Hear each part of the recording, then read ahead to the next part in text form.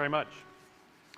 At the end of the Cold War, the United States made a policy decision that may be one of the biggest mistakes of the 20th century.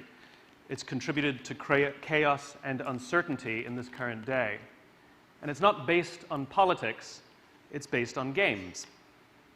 In game theory, there are two types of games. There are finite games and there are infinite games. A finite game is defined as known players, fixed rules, and agreed upon objective. Baseball, right? An infinite game is defined as known and unknown players. The rules are changeable, and the objective is to perpetuate the game. When you pit a finite player versus a finite player, the system is stable. Baseball is stable. So is conventional war, for that matter. When you pit an infinite player versus an infinite player, the system is also stable. The Cold War was stable. And that's because in an infinite game, there are no winners and losers. We cannot lose the game. And so we work to keep the game in play, right? In fact, because there are no winners and losers, the only thing a player can do is drop out when they either run out of the resources or the will to play.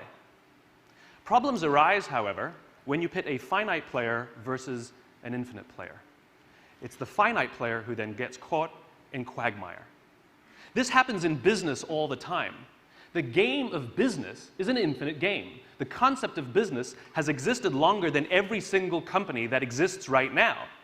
And it'll exist long after all the companies that exist right now go away. The funny thing about business is the number of companies that are playing finite. They're playing to win. They're playing to be the best. They're playing to beat the quarter or the year. And they're always frustrated by that company that has an amazing vision, a long-term vision that seems to drive them crazy. And over the long term, that player will always win, and the other player will run out of resources or the will, and they'll either go out of business or be bought or sold or merged or acquired or whatever it is. This is also what happened to the United States in Vietnam. The United States was fighting to win.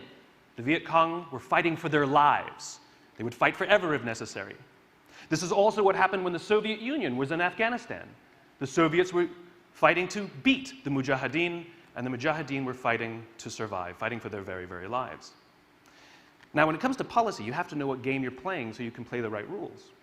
And this became completely clear to me when the Soviets actually drove their tanks into Afghanistan, and Brzezinski, the National Security Advisor for President Carter, was called into the president's office, and the president asked him, "What is the policy of the United States?"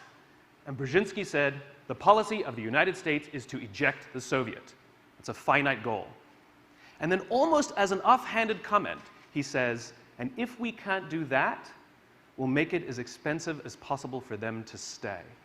In other words, the United States accidentally had an infinite strategy, which is not fixed in time, and we don't know exactly what it looks like. What we're trying to do is drain the enemy of will and the resources to continue to play. And 10 years later, the Soviets drove their tanks out of Afghanistan, running out of resources and the will. Now, if you think about what happened when the Berlin Wall came down, we were in an infinite game, Soviets and the United States, and the Berlin Wall came down, and the United States made, again, one of the greatest, perhaps one of the greatest blunders, policy blunders of the 20th century. They announced that they had won the game. They had won the Cold War. No, they didn't. The player dropped out because they ran out of the will or the resources to play. And the problem is because they thought they had won the war, they started acting like victors. And the United States imposed their will on the world for about 11 years. And as it turns out, the world didn't like that too much. And as what happens in all infinite contests, new players started to emerge. If you consider how the Cold War existed, it really existed on three tensions. There was a nuclear tension. Both states had nuclear weapons to end all life. There was an ideological tension. One was an exporter of democracy and capitalism. The other one is an exporter of Soviet-style communism. And there was an economic tension. That's what kept the Cold War alive and well. Not coincidentally, life, liberty, and the pursuit of happiness. The only three things for which we will bear any burden and pay any price and fight forever to defend. Now, the nuclear tension has been replaced by Pakistan and China. Oh, no, China was already there. Pakistan and North Korea, maybe Iran. The ideological tension, Soviet-style communism, has been replaced by Islamic extremism. And the economic tension, the Soviet Union, has been replaced by China. We don't fear nuclear war with China. But the point is all three tensions are alive and well. And you see, the problem is they all know who their enemy is, but we don't realize that the Cold War 2.0 is happening. And we are still trying to decide which one is more important. We're trying to win and beat all of these things and not realize that the game is infinite, not finite. And the United States policies these days have become shorter and shorter term, which creates turmoil and chaos in strategy and how we present ourselves to the world. The easiest way to understand the game you're in is when you have an opposing force. In other words, not that, right? So you want great leadership. You want somebody to say what we stand for, but if you don't have that, you get to say not that. So it was really easy. The intelligence services, for example, during the Cold War, they fought like cats and dogs like they fight now, but they could all agree on one thing, not that. And they worked really, really well to combine their forces to face the Soviet Union. We don't have a singular not that anymore, and so we're all over the place. But all of our enemies all have a singular not that, and it's us. Ideally, we want to run all of our decisions through our values. These are what make us enduring. Our values are enduring, and this is what is the foundation of an infinite contest. So you consider up here is where our values lie, what I call the why, our values, right? These things are infinite.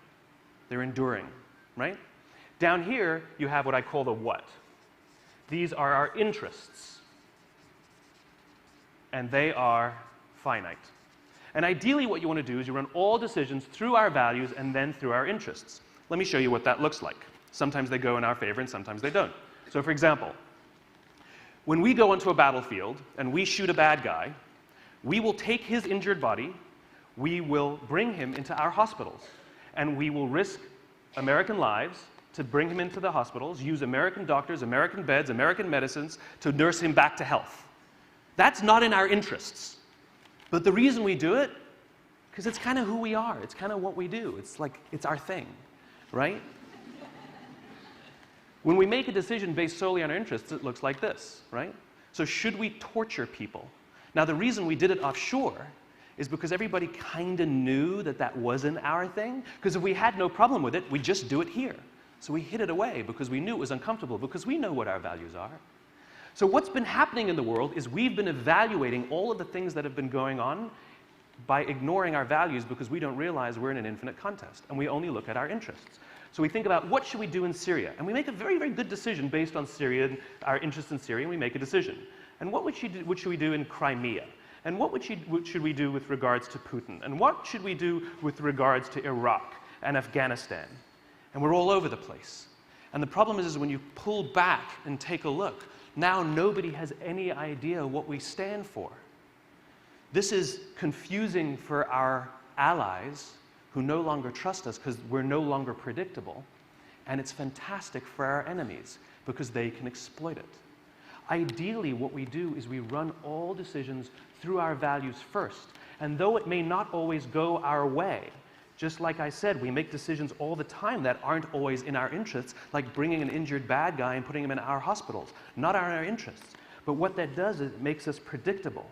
And it makes our allies trust us because they know what we stand for, and they will either stand with us or they'll stand against us.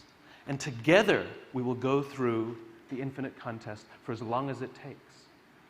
This is what we're in right now. The Cold War is alive and well, and we will not help contribute to stabilizing the world until we start playing the game we're in rather than playing the game we're not in. Thank you very much.